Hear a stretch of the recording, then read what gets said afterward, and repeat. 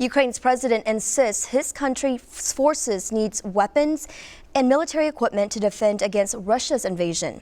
Meanwhile, President Biden is back at the White House after his historic trip to Poland, where the final remarks of his speech took many by surprise. Skylar Henry reports.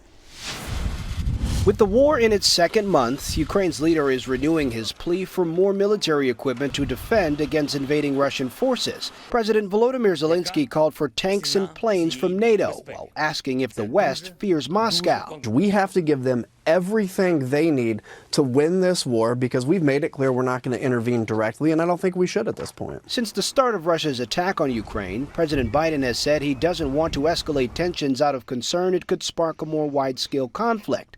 The president returned to the White House after his historic trip to Poland, where the closing remarks of his speech reverberated around the world. For God's sake, this man cannot remain in power.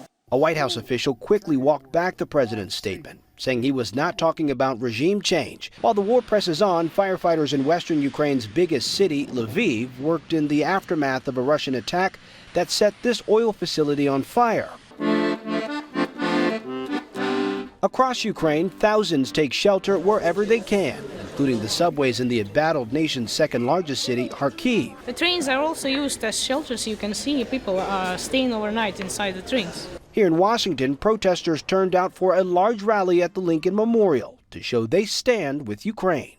Skylar Henry, CBS News, the White House.